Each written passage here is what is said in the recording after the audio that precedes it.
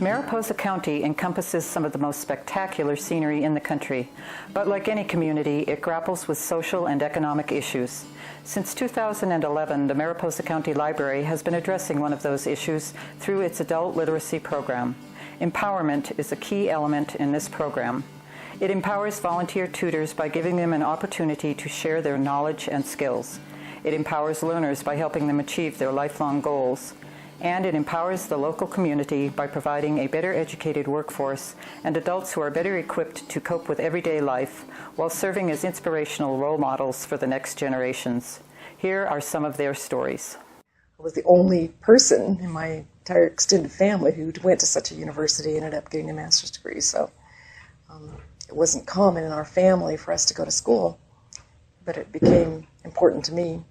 But I did become aware, I don't remember the instant, become aware that there were people who couldn't read as well as other people. They couldn't get out of it what they wanted. To me, it felt like people weren't taking into consideration those disabilities that might be in a classroom. They're intelligent and bright enough to learn how to get around that, that problem. The inability to read just makes their lives totally different from everybody else's. I went back to school off and on for several years and didn't actually complete high school. Pretty close, but never completed it. And then when I was 38, I came into the library and ended up getting my GED. Obviously, having a child going to work was more important than continuing my education. And so it was easier just to stop going. So you have to kind of find it in yourself, especially when you're 38 and you haven't been to school for 20 plus years. It's definitely difficult to go back to school, from especially like the math, the algebra and geometry.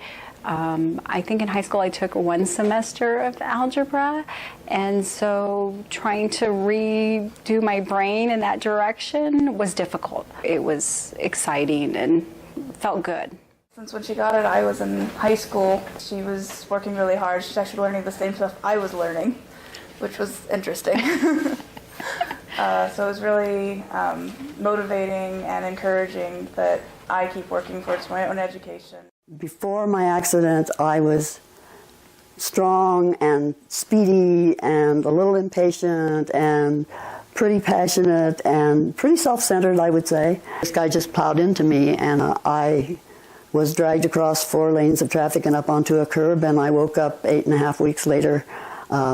One of the doctors told me between 25 and 35 fractures in my skull, and I wasn't expected to live, and if I lived, I wasn't expected to have a very well-functioning brain. And the experience of being disabled myself really helped me to have empathy and fellow feeling with the many people that would come to me. So my main mission was to encourage students to believe in themselves. And that's kind of how I approach teaching in general.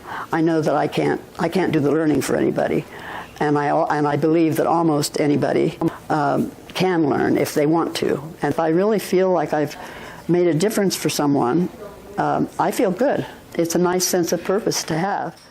I've been out of school for 35 years. Most of the jobs I apply for, they require a high school diploma. When they see I don't have one, they say I don't qualify, so I want to have my GED, so I do qualify. I didn't think there was any hope for me. I was happy that somebody was there to help.